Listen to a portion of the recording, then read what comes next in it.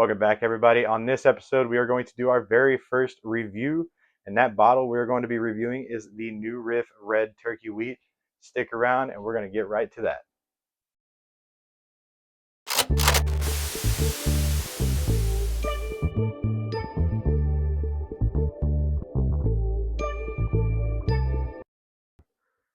Welcome back, everybody, to the Bear Cave. This is the Bourbon Bear, Ryan Tiller, here with our very first review on the channel. It is going to be the New Riff Red Turkey Wheat, and it is one bottle that I've been excited since it got announced on the Coming Whiskey on Instagram.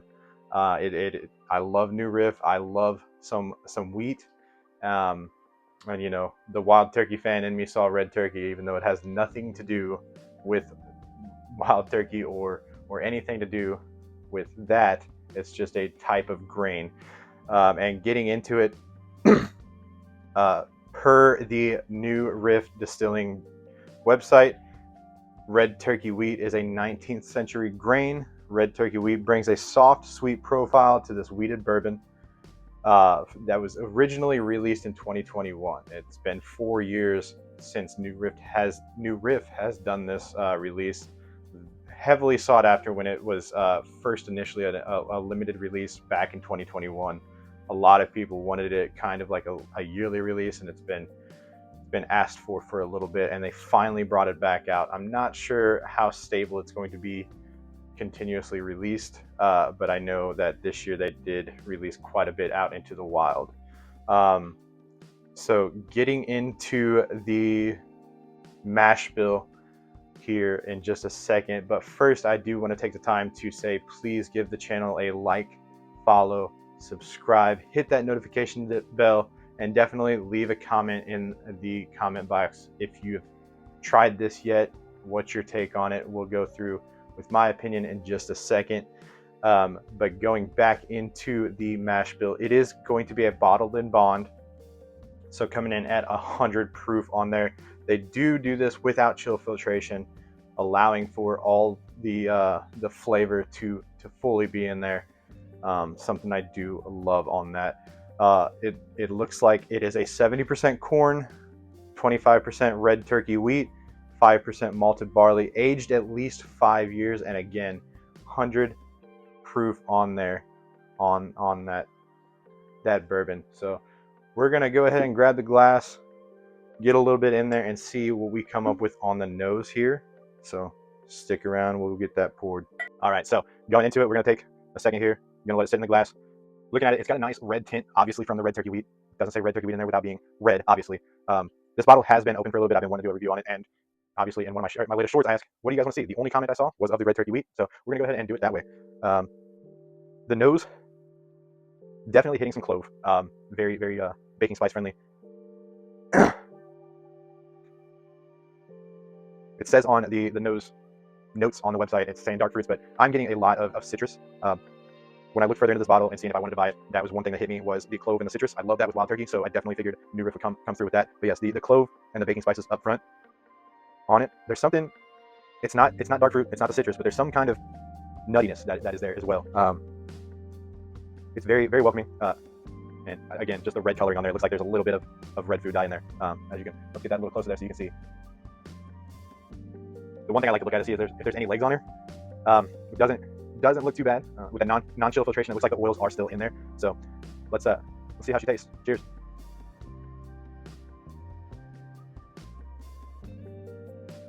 Very oily, viscous on the palate there, thanks to that non-chill filtration.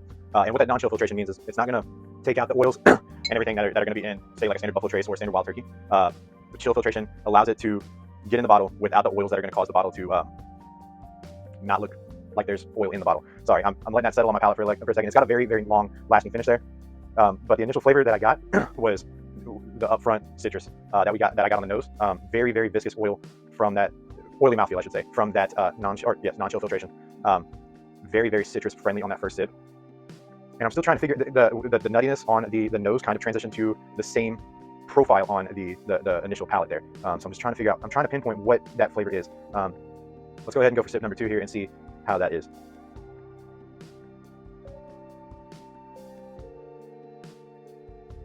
It definitely opened up on the second sip there.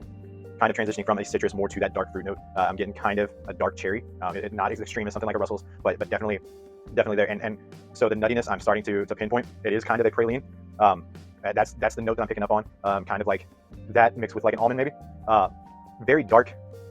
I would say confectiony, kind of like a dessert little finish there. It's very, I wouldn't say chocolate or caramel. It's kind of like a nougat is what I'm getting. Kind of like I got laughed at in one tasting.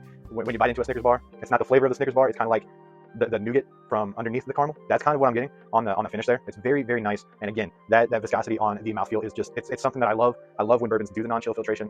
Because of that, it makes, you don't want to use the word smooth, but it makes for a very nice film on the palate to allow for the alcohol to kind of sit on there and get those flavors that you wouldn't get otherwise. But yeah, one thing I will say, let's go ahead and score this. 1 to 5 on the nose.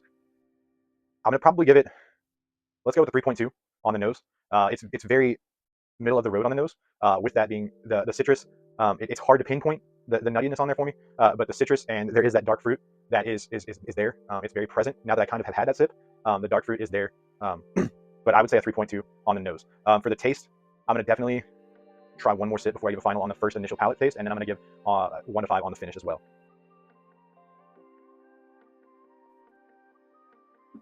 So for the initial palate, it is good. I'm not going to say it's game changing. It blows my mind.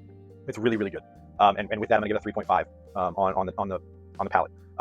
It's again viscous, oily, turning into a dark cherry now that it's been sitting on my palate for a little bit there. But the first thing I'm getting is citrus, kind of like an orange peel, maybe lemon zest. Citrus. The praline is definitely there after the third sip. It's making its appearance known now. Like, hey, this is that nuttiness flavor that you're tasting. The finish, however, is the best part to me on this. But it's not, again, just like the flavor of it, it's not going to blow my mind. So on the finish, I'm going to give it, let's go with a 3.8. That finish is going to linger there. 100 proof bourbon. It's not going to burn your palate. It's not going to burn on the finish. It's very easy to go, and that oily flavor of the non-chill filter is definitely helping that finish kind of just linger there. The dessert style finish that you get from that is very, very nice and something that complements the fruit on the palate. So I'm definitely giving that a 3.8 on there. So let's add those scores up, and we'll be right back when we do that.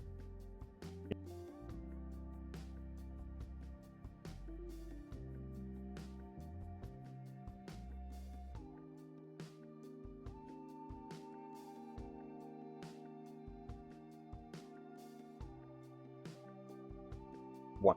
So that overall score is going to be a 10.5 out of 15. Again, I'm just going to use a basic 1 to 5 on each of them. I'm going to give points and everything in between the numerical value just to kind of differentiate. But yeah, a 3.2 on the nose, a 3.5 on the palate, and then a 3.8 on the finish, because I think that finish is the absolute best part of this whole bourbon. The chocolate, I say chocolatiness, but it's more of a dessert-friendly sweetness. It's like a confection of some sort, kind of like a cake. Not like a chocolate cake, if that makes sense, but more like a dessert of some sort along the cake route is what I'm getting. But yeah, I definitely would buy this bottle again just to have a backup of it. I do enjoy some wheated bourbon, and man, I will say New Riff definitely opened something special up with this 100 proof red turkey wheat. It's definitely a very good bottle to have, especially at a $65, $70 bottle or $70 price range on the bottle. I definitely would recommend picking it up if you are a wheated fan or a fan of New Riff in general, and haven't branched out too much other than their standard selections. If you definitely can find a few of them, I probably would go ahead and just pick up 2 of them. I'm going to Kentucky in a few weeks. I might find one and bring a new one back. So thank you guys for watching. As always, hit the like button. Leave a comment. What do you guys think? If you tried it, how do you tasting notes compared to mine? Let me know. As always, share the video out as well, and most importantly, skål.